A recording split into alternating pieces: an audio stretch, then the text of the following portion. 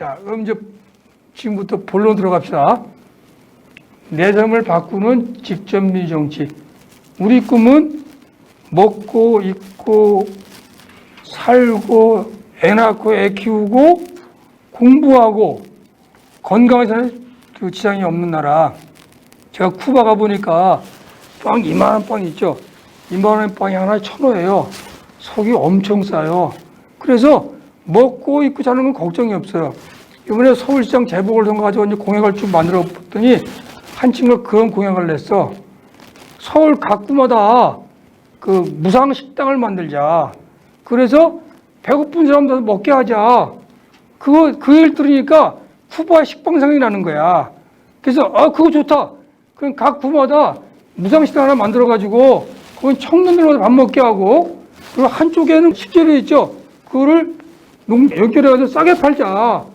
그래서 내 삶을 바꿔서 최소한 먹고 입고 자고 애 낳고 애 키우고 공부하고 이런 거 걱정 없는 나라를 만들어 가는데, 그거를 정치가가 안 하는 거예요, 못 하는 거예요? 네, 안 하니까 우리가 나서서 하자. 그래서 내 삶을 바꾸는 직접민주 정치라고 제목을 붙였어요. 이거는 이렇게 하나, 둘, 셋, 네 가지로 정리할 수 있어요. 그 헌법에서 약자인 국민들의 권리를 보장하기 위해서 제일 먼저 해주는 게 언론, 출판, 집화, 결사의 자유가 보장된 정치예요. 여기 하나 더 들어갔죠. 파업의 자유. 파업의 자유는 임시정부 임시헌장에 들어가 있어요. 1919년 임시정부 임시헌장에 보면은 언론, 출판, 집회, 결사, 파업의 자유가 보장된다고 돼 있어요. 우리가 마음껏 쓸 수 있어야 되는 거예요. 두 번째가 무장 저항권이 보장되는 정치. 광주에서 어떻게 했습니까? 대의 권력이 독재자로 변질해가지고 국민들을 포갑할 때 그거는 모든 수단을 동원해서 저항할 수 있는 권리가 있는 거죠. 다른 나라 헌법에는 이렇게 돼 있어. 국가 권력이 헌법을 파괴해서 국민의 생명을 위태롭게 할 때는 국민은 모든 수단을 동원해서 헌법을 지킬 권리와 의무가 되어 있다. 이렇게 되어 있어요. 그래서 우리는 무장 저항권이 보장되는 정치를 필요한 거예요. 세 번째, 이 두 가지 하려고 그러면 이게 엄청 피곤하죠. 위에 거는 매일 나가야 돼. 통창 노숙 생활을 해야 돼. 이거 다 해봤잖아요. 그 다음에 이거는 목숨을 걸어야 돼요. 야, 이건 너무 좀 심하다. 목숨 알고 거리 안 나갈 방법 없겠느냐. 그래서 궁리한 게 국민소환제, 국민발안제, 국민공론제. 네 번째가 이걸 다 해서 만드는 직접민주적 정치. 이게 내 삶을 바꾸는 직접민주 정치의 핵심 내용이에요. 그 다음에 요거는 직접민주.org에 들어가면 저희가 만든 그 국민개헌안이 있어요. 여기 들어가면 이게 현행헌법이고 이게 그 대통령 개헌안, 국민개헌안 이렇게 비교하는 게 있거든요. 그래서 국민소환제, 국민발안제, 국민투표제, 국민공론제 등 직접민주로 공무원을 직접 결연 통제할 수 있는 정치를 만들어야 된다. 이런 거예요. 자, 그 다음에 하나 더 집어넣으면 온라인 공론활동 활발한 정치. 우리나라에 요새 문제가 생기면 어디다 올려요? 청와대 청원 사이트. 청와대 청원 사이트에 별게 다 올라오죠. 요새는 뭐 개인적으로 억울하면 어디다 올려. 이거 엄청 좋은 거예요. 미국은 20만 명보다 더 적어요. 우리는 20만 명이에요. 국회도 청원 사이트가 있어요. 국회 청원 사이트는 10만 명이 서명을 하면 국회 상임위에 올라가게 돼 있어요. 이 청원 사이트는 직접민주연대가 국회의장한테 제안해가지고 이거 성사시킨 거예요. 그거를 처음에는 주로 태극기로 돼 있죠. 거기서 막 쓰더니 최근에서 비로소 세월호에서 쓰기 시작한 거예요. 근데 이게 좀 문제가 있어가지고 10만 명 서명하더라도 상임위에서 나몰라라 하면 끝이에요.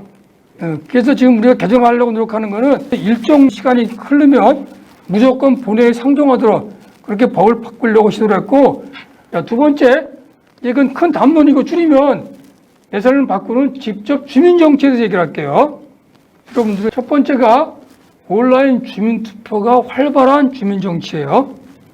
최근 노원구에서 주민들이 자발적으로 나서 코로나 시대 1호 복지안 결정을 위한 투표를 진행하고 있다는 소식 전해드렸는데요. 구청이 투표 결과를 받아들이도록 기자회견까지 열리기도 했는데 희망이 실현됐습니다. 서주원 기자입니다. 회 온라인 노원 주민대회 오승록 구청장이 출연해 조직위원회에서 진행한 주민투표 결과인 세금 페이백 등 총 5가지 정책을 최대한 실현하겠다고 밝힙니다. 한해 남은 무엇보다 직접 민주주의의 실현 가능성을 열었다는 데 의미가 깊습니다.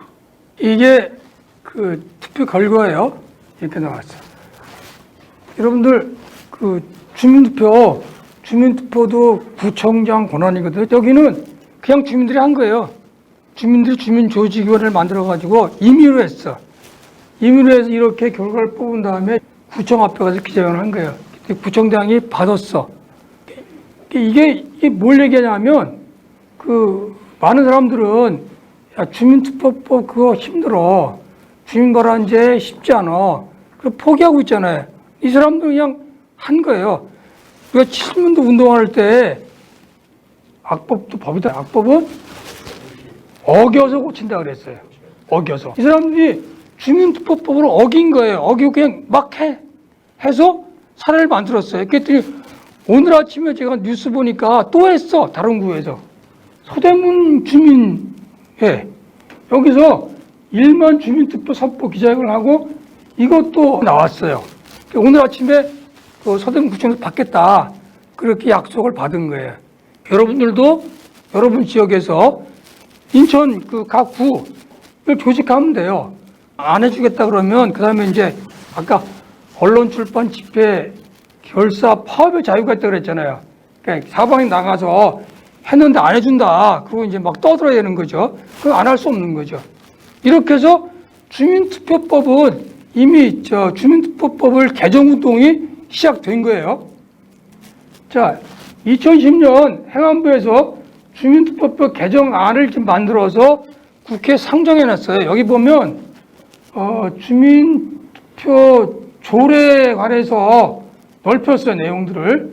그 다음에 옛날에는 3분의 1 이상이 투표해주면 개표할 수 있었거든요. 그걸 없앴어요. 총 4분의 1 이상이 투표하면 그 4분의 1의 투표에서 과반수가 찬성을 하면 통과되게 했어요. 그러니까 4분의 1의 과반수면 8분의 1이죠. 그럼 도대체 몇 명이에요?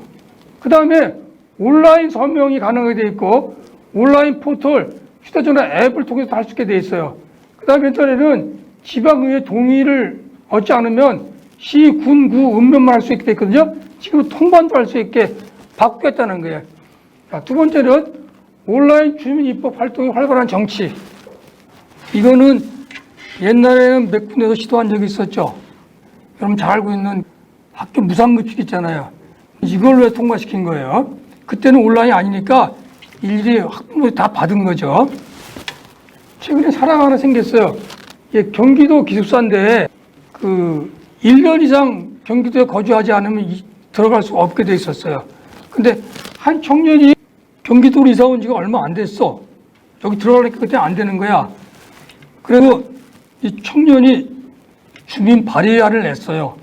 최근에 통과돼서 경기도에 1년 이상 살지 않더라도 그 이전에 거주 기간 상당하면 이 기숙사 들어갈 수 있도록 이렇게 바꿨어요.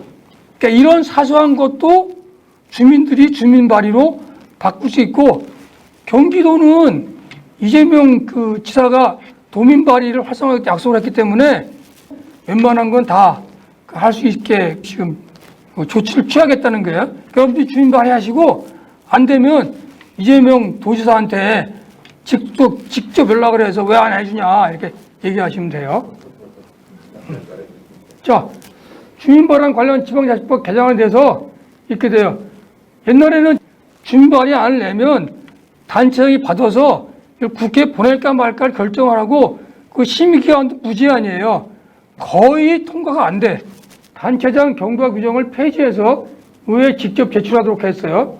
그 다음에 수리된 날로부터 1년 이내에 해당 조례안을 의결하도록 하고, 이게 안 되면 그 다음에 자동 폐기 안 되도록 그 다음에 한 번 더 기회를 주게 개정안을 만들었어요.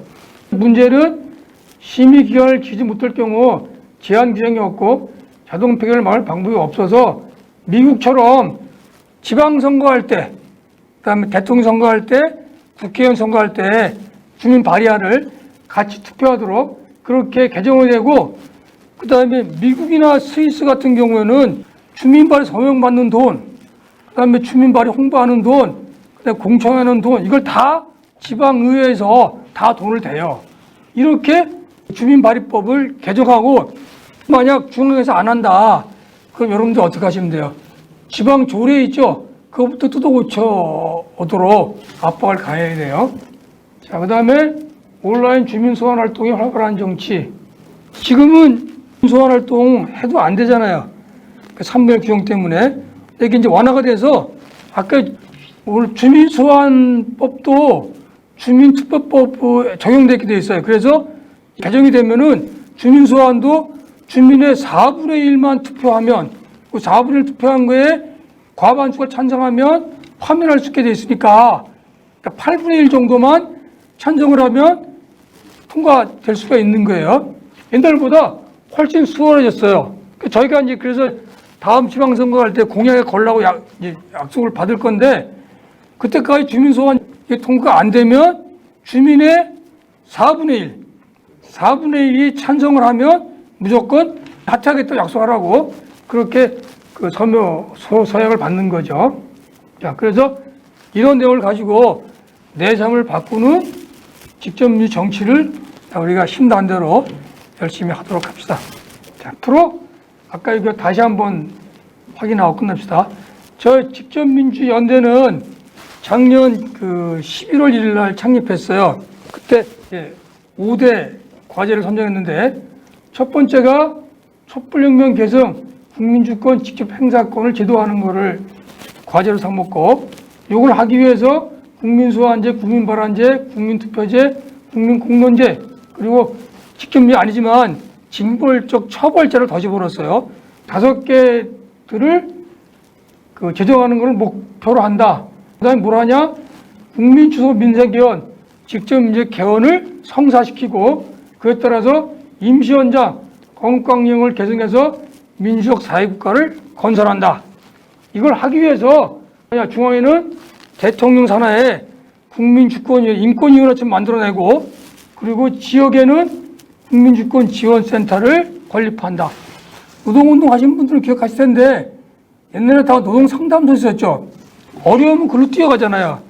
우리는 국민주권 지원센터를 만들어가지고 국민들이 내 주권을 침해받는다, 내가 주민 발의하고 싶다, 내가 주민 소환하고 싶다, 내가 주민 투표를 하고 싶다, 그러면 여기 뛰어가서 지원을 받을 수 있도록 하자는 게 저희 직접민주주의 연대 5대 사업 목표입니다.